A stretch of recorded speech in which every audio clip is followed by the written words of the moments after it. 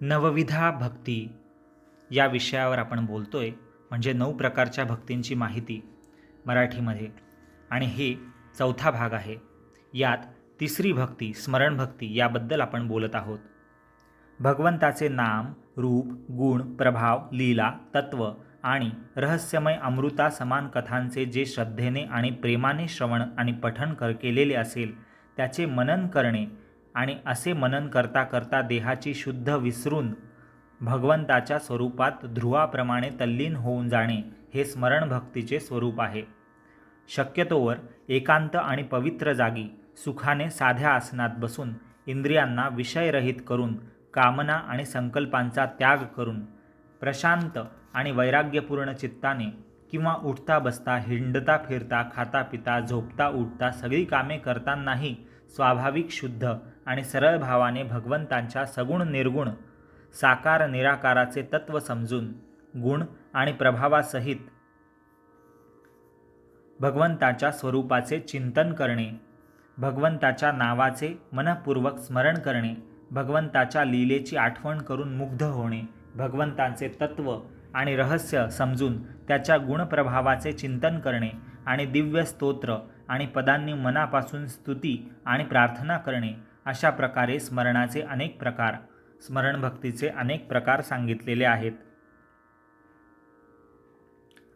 श्रीमद भागवतात सगुण साकाराचे ध्यान करण्याचा हा एक प्रकार आहे, जो सम आहे, प्रशांत आहे, ज्याचे मुख सुंदर आहे, ज्याला 4 सुंदर भुजा आहेत, ज्याचा कंठ अतिसुंदर आहे, जो सुंदर कपोलधारी आहे, ज्याचे हास्य उज्ज्वल आहे, ज्याने कानात देदीप्यमान मकराकृती कुंडले धारण केली आहेत, ज्याचा वर्ण मेघासमान श्याम आहे, जो पितांबरधारी आहे, ज्याच्या हृदयात श्रीवत्स आणि लक्ष्मीचे चिन्ह आहे, जो शंख चक्र गदा पद्म आणि वनमालांनी विभूषित आहे, ज्याचे चरण नुपुरांनी सुशोभित आहेत, जो कौस्तुभ मण्यांच्या तेजाने युक्त आहे, जो देदीप्यमान किरीट म्हणजे मुकुट, कडे म्हणजे कंकण आणि मेखला आणि बाजूबंदांनी युक्त आहे, जो सर्वांग सुंदर आहे, जो मनोहर आहे, ज्याचे मुख आणि दृष्टी कृपाळू आहे, अशा भगवंताच्या सुकुमार अंगाचे नेटाने मन लावून ध्यान करावे.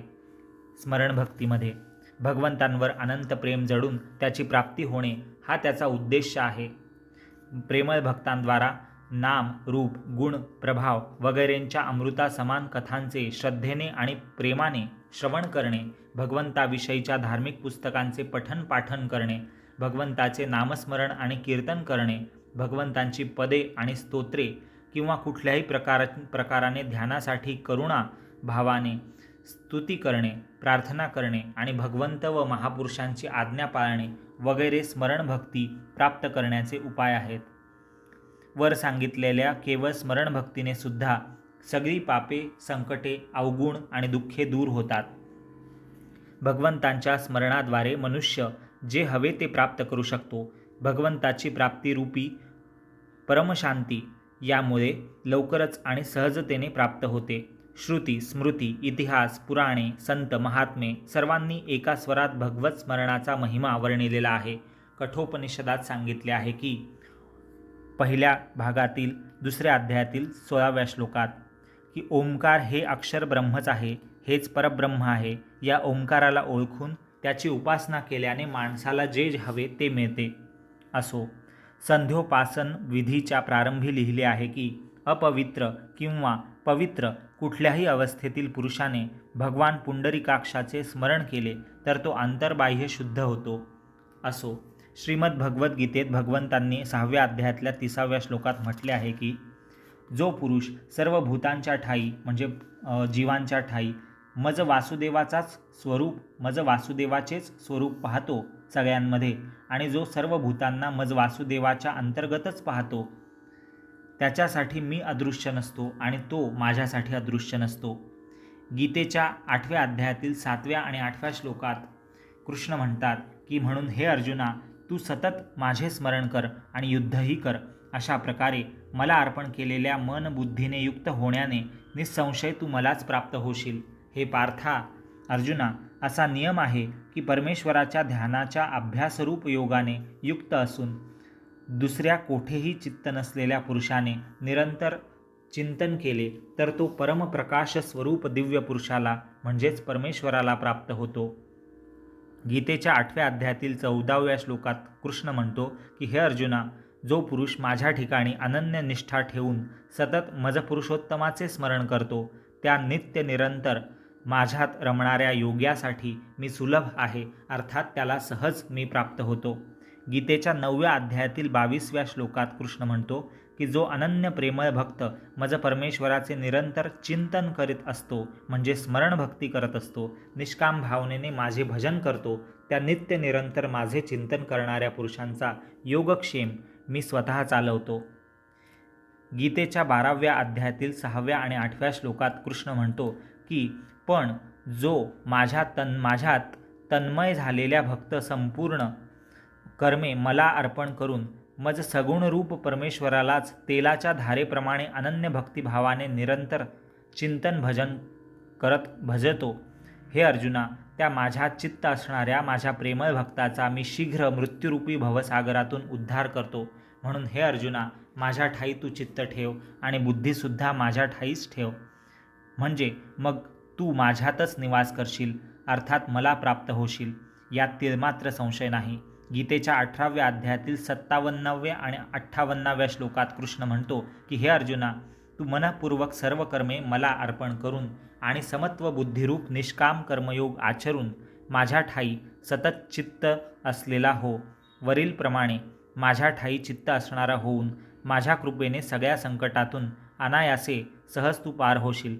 श्रीमद भागवताच्या 7व्या स्कंधातील 1ल्या अध्यायातील 27 ते 29 या श्लोकात म्हटले आहे की जसे भिंतीवर कुंभारीण माशीने मातीच्या घरात अडकवलेला किडा तिच्या क्रोधाच्या भयाने तिचे म्हणजे भुंग्याचे स्मरण करता करता तिच्यासारखाच तो किडा होतो, तसेच मायेने मनुष्यरूप धारण करणाऱ्या भगवान श्रीकृष्णाचे वैरभावाने सुद्धा वारंवार चिंतन केल्याने रावण आणि इतर राक्षस निष्पाप होऊन परमपदाला प्राप्त झाले. त्याचप्रमाणे काम, द्वेष, भय, स्नेह आणि भक्तीने ईश्वराच्या ठाई चित्त लावल्याने बरेचसे साधक पापरहित होऊन परमपदास पोहोचले. श्रीमद भागवतातल्या 10व्या स्कंधातील 2ऱ्या अध्यायातील 37व्या श्लोकात म्हटलंय की जो पुरुष संपूर्ण क्रियाकलाप करताना आपल्या मंगल स्वरूपाचे आणि नामाचे श्रवण, कथन, स्मरण आणि चिंतन करीत असताना आपल्या चरणारविंदाच्या ठाई चित्त ठेवतो, तो पुन्हा जगात येत नाही. जन्म मरणाच्या फेऱ्यातून तो सुटतो.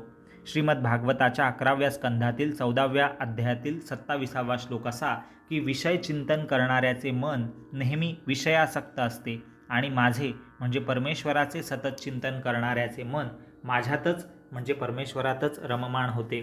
श्रीमद भागवताच्या 12व्या स्कंदातील 12व्या अध्यायातील 54वा श्लोक असा की श्रीकृष्णचंद्र महाराजांच्या चरणकमलांची स्मृती सगळ्या पापांचा नाश करते आणि अंतःकाळी शुद्धी, भगवंताच्या ठाई भक्ती, विज्ञान विराग सहित ज्ञान आणि शांती वाढवते. श्री विष्णू सहस्त्रनामाच्या सुरुवातीला म्हटले आहे की ज्याच्या केवळ स्मरणाने मनुष्य जन्म मृत्यूरूपी संसार बंधनातून मुक्त होतो, अशा जग उत्पन्न करणाऱ्या विष्णूला नमस्कार असो. श्री तुलसीकृत रामायणात सुतीक्ष्णाची स्मरणभक्ती वाखाणण्याजोगी आहे. सुतीक्ष्ण भगवंताच्या प्रेमात मग्न होऊन मनातल्या मनात भगवंताचे स्मरण करताना म्हणतो की जो कोणी अतिशय पातकीसुद्धा प्रभूचे स्मरण करतो, तो सुद्धा ज्या प्रभूला परमप्रिय होतो, त्या प्रभूला मी आज माझ्या डोळ्यांनी पाहिले आणि माझे अंतःकरण भरून आले. मी संपूर्ण रोमांचित झालो. ज्या चरणकमलांचे ध्यान करून अनेक मुनी केव्हा ना केव्हा त्यांची प्राप्ती करून घेतात, त्या श्री रघुवंशरत्न श्रीरामप्रभूंचे प्रेम प्राप्त करून मी आता सुखी झालो. असो, पुढे पुढे तो ईश्वर चिंतनात इतका मस्त हरवला की त्याला आपल्या तनमनाची शुद्ध देखील राहिली नाही. ऋषी भक्तिमार्गामध्ये असे स्थिर होऊन बसले, त्यामुळे त्यांचे शरीर फणसासारखे रोमांचित झाले. असे एक पद आहे. एवढेच नाही तर भगवंताचे दर्शन घडल्यावर त्याने हाच वर मागितला की हे नाथ, माझ्या हृदयात आपला सतत वास असो. धाकटे बंधू लक्ष्मण आणि जानकीसह चापबाणधारी प्रभू रामचंद्र आकाशात चंद्र असावा, तसे माझ्या निष्काम हृदयात नेहमी राहोत असो. यावरून असे सिद्ध होते की सुतीक्ष्णाला भगवंताचे ध्यान फार प्रिय होते. अशा प्रकारे देवाचे स्मरण करणाऱ्या अनेक भक्तांची नावे शास्त्रात आहे.